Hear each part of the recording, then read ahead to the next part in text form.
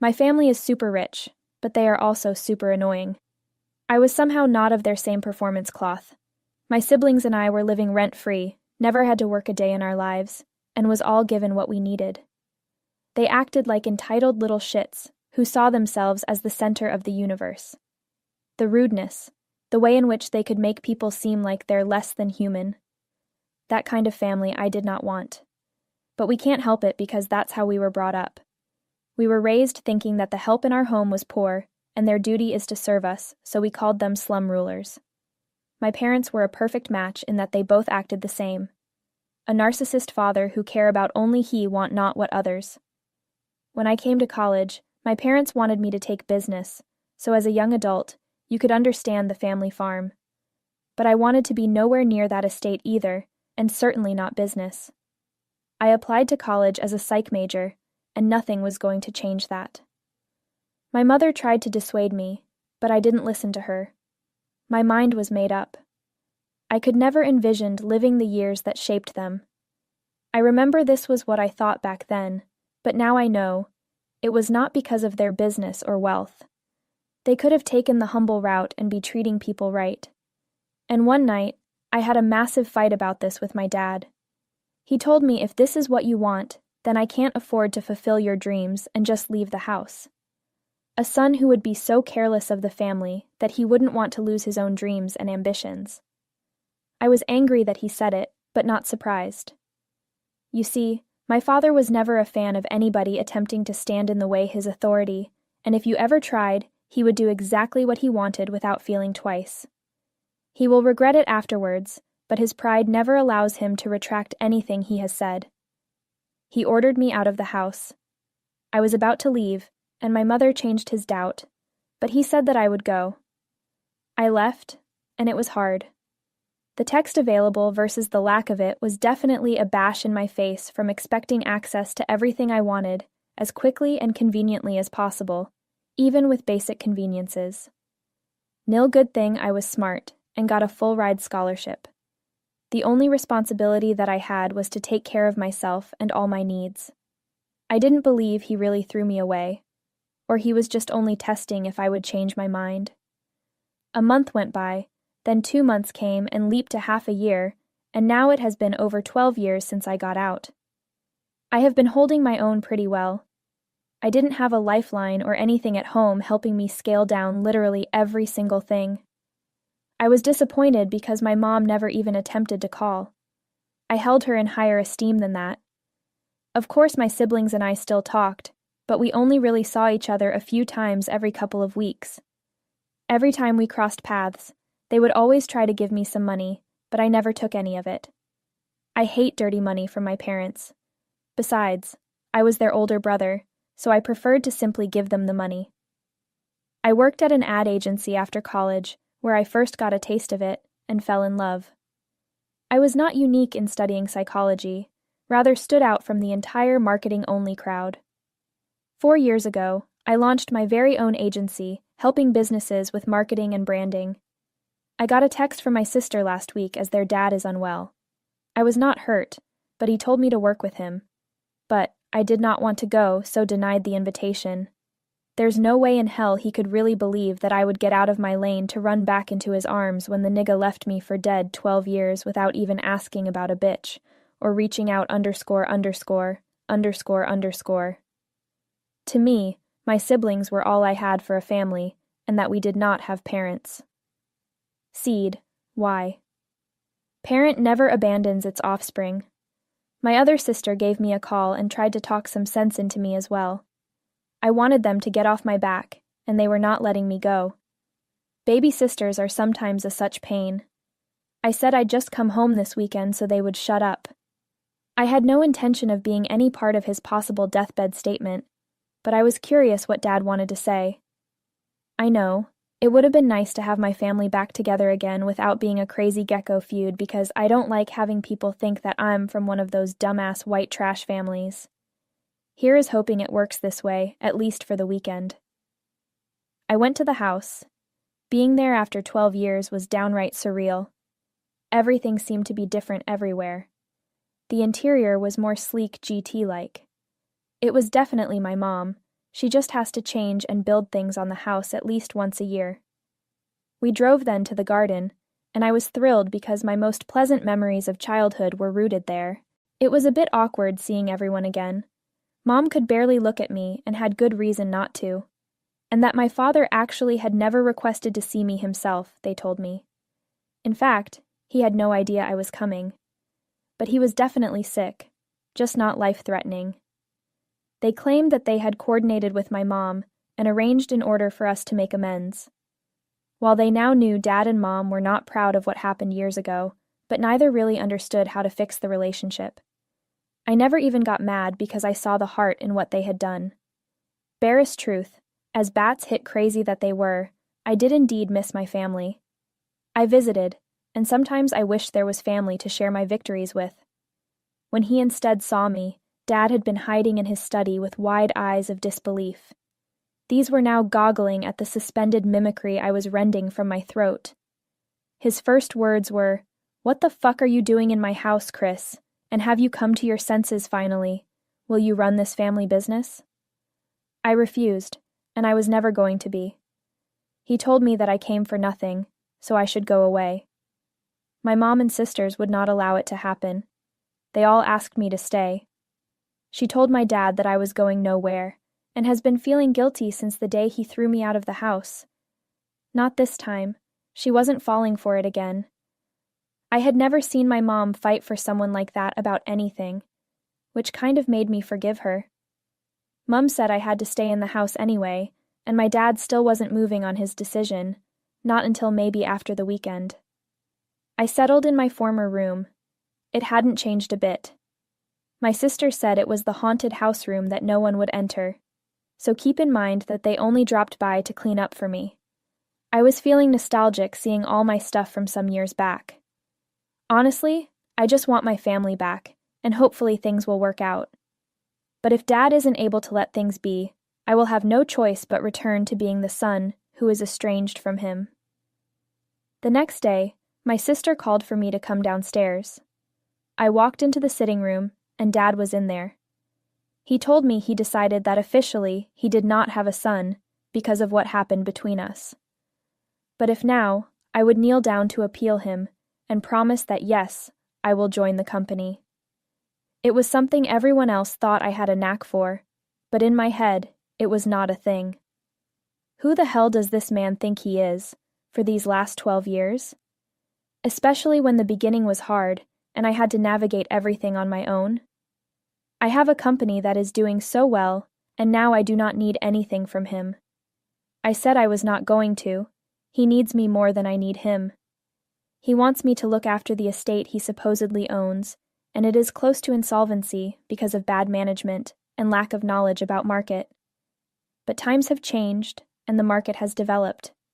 So he wants me because it is my job. I am in the field of psychology as well, and designed to sell, so I can flip the business. I told him I would not speak to him or have any contact with the estate until he came down off his high horse and offered an apology. He was not God, and that it did not have to be the way he wanted. I also said that my sister is very good at business, but he will not allow her to take over, as it was always in his head, this would be done by a son. He's got to get over that and move forward. I'm never going to operate his businesses. My sister blew a kiss my way for saying that.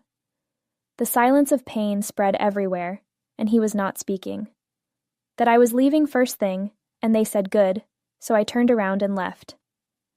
I had no idea the bankruptcy news was kept from my mom and sisters, so that when they learned about it, all three were gobstuck. And his pride meant he would never seek help, or tell Ada or me or my poor mum that things weren't good. He took loans after loans so they can continue living the good life just because he did not want to look poor. My mother gave him an earful and told him his single-handed ego was the death of this family. 2 of them had wronged me, and it was so easy if I just asked for an apology. She also expressed pride in all that I had accomplished, seeing as how my agency was now viewed as one of the top agencies in our city. As much as she could use a hand with the new business, what Mom really missed was her faraway son. And she, with tears in her eyes, came to the room and said sorry. That she wasn't strong enough to leave my father, and that it's the biggest mistake of her life. But then, it got too late. Too little for a confession now. The following day, I was getting myself ready, and from the sound side of the door, there came a knock. I opened it, and there was my father. He broke down in tears. It was the first time I had ever seen a human emotion out of him. I broke down and began to cry. He said, "I am no good father of yours at all." He had wanted to contact me, I said, but he thought it was a done deal, so embraced the fraud. He told me I could go and do whatever, but he was also proud of how far I have come, plus sorry that his part in it would always be negative. I forgave him, not the a-hole. I felt for you, because my parents are no different, and support the dreams I have either, which got me a bit emotional. I have since moved out of the house about a week ago, and am still trying to find my footing. I am so glad you two are back, and that you were able to forgive. Nat, but Dad is at the hay chunks. Why are all fathers so goddamned egotistical? His son ended up perfect, but he missed it all. He would likely regret the way he treated you forever. Next story, 28F. I have a 3-bedroom flat. My friend, 27F, was going through hell, and I told her she could come stay with me. I let her rent one of my rooms temporarily while she was searching for places. It was not worded on paper or anything. This is my friend. She has been living with me for 7 months. In the end, she was a fairly good roommate. She never ate my food, paid me on time, but it did piss me off that sometimes she forgot to say her boyfriend was staying. She would always say sorry and that she was going to remember next time, but sometimes only half the times. This issue happened 2 days ago when I came home and found her boyfriend watching TV. This surprised me a little. My friend isn't supposed to be home. I would then call out and ask if she was in the other room, and he'd be like, "Nah, just waiting for her to get off work." And by now, I was more than a bit freaked out that he'd shown up without her. "How did you get in?" I sat next to him and asked. He then pointed to the key and told me she had given it to him so he could come over. I can say, genuinely, I was a bit surprised by this, and kind of mad. I told him to give me the key and leave my house. He looked momentarily surprised, and was about to protest, for she had given him the key. I replied by saying that this was my house, and she had no business doing so. He relinquished the key, obviously believing that I was a hysterical woman, and exited. Despite no one being home, when my roomie returned, I was waiting to ask her why she thought it was okay for someone else to have a key, and how had that conversation not occurred between us. Her response was, "It's cool." She then informed me of how ridiculous I was acting, and that it's her place as well, so she'd be allowed to have keys if she desired. That led to an argument and a final outburst from me that this was never her home. She just rented the room and had 2 weeks' notice, because now I really don't trust her. For 2 days now, she has attempted to convince me that I am overreacting and being unfair. She has apologized, but the only reason for doing this is because she does not think it should matter and keep begging me not to ask her to leave. Am I the a-hole? And 2 weeks is not a lot of notice to hunt for alternative arrangements, no matter what your stance on the issue may be. No, she will not be homeless. She can move to a new place, or back with her parents that she was living at before I invited her in. She be having more time if she isn't go them. Not the a-hole, massively. This is your home. Yes, you were so kind to allow her be, and look what she did with that kindness. Gave duplicate keys without telling anyone. I'm sure you would have said no if she had asked you first. In no way is that forgivable to me, and she's not even all the sorry since again she doesn't believe it was wrong of her. Not the a-hole, it's your home. It does seem like a panic decision, but naturally so. You know, so I can understand how you believed this was a reaction to an overreaction. Of course, that is totally understandable. If I have to get real, that is a really short time even for 2 weeks. I mean, she was bound to leave at some point, right? That was always going to be temporary. Next story. So I, 30M, have found myself in a bit of a mess, and I need this place to pass judgment. I had been with a single mom known as Mia, 33F, for about 6 years, Lily, her 8-year-old daughter. We were super cautious about the entire situation. Finally, she introduced me to her daughter, and things clicked. We got engaged last year on our 4th anniversary with her daughter's blessing.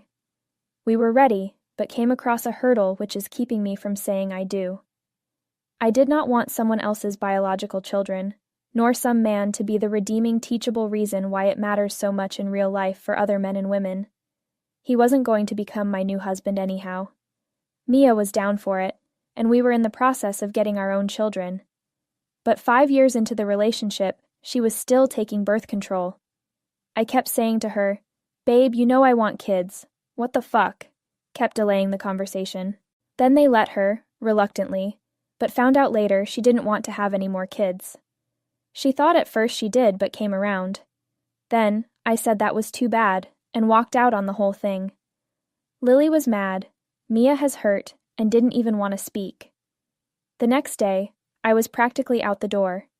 So I moved a few blocks over to this new house, and Lily somehow bended reality so that she figured out where I had moved to and started turning up there randomly, like would actually knock on my door. The first couple of times I answered the door and talked to her about it, explained that she was obviously welcome, but she could not just drop by without anyone telling me or my mom, because it's rude. She did again, and this time asked me why I talked to her then, as if it was Maine not. She went with me back to her mom's. We all sat down, and we had a 3-way conversation. After a small explanation, we said she had to put it down. After a few days, I was dating someone new. She and I have been in a good place, but when she parked at my house this weekend, her car was bruised. My driveways are quite slim. Her windshield was soaked with soda, and there were scrapes on her driver's side door. I reviewed the cameras at my property to find footage of someone riding up on a bike and kicking her car. But he was wearing a mask and hood. It was late at night. Bastard, I thought to myself, and then remembered Lily, but didn't know of any proof. So there I was, Sunday morning, and Zoe quadrusically knocked on my door. Again, Lily. It's like 8 a.m. I was fed up. Finally irritated, I phoned Mia to find her number had been blocked. And I tried social media, and guess what? It was blocked there too. So I called the cops. The cop came and spoke with Lily and I _. I told them what happened, and we called Mia. Mia seemed distraught, and Lily had been crying. I warned her to leave my house and never come back again. Next time she goes to jail, I will press charges. Mia should check on her daughter more, and possibly go to therapy. I deal with enough this, and maybe if she hadn't blocked me by now, I would have called the effing police. Mia shouted loads of abuse my way. Am I the a-hole? Not the a-hole. Ahem. No choice. Mia never even gave you a chance to make another option. BC, she blocked you. To Lily, you had you for nearly half of her 13 years, so it must be very hard to have lost you just like that. Nevertheless, she should realize that not being around to influence her daughter has been detrimental. As a result of this, she now invades your home unilaterally to prolong contact with you, even though neither Mia, nor indeed the girl herself, have anything more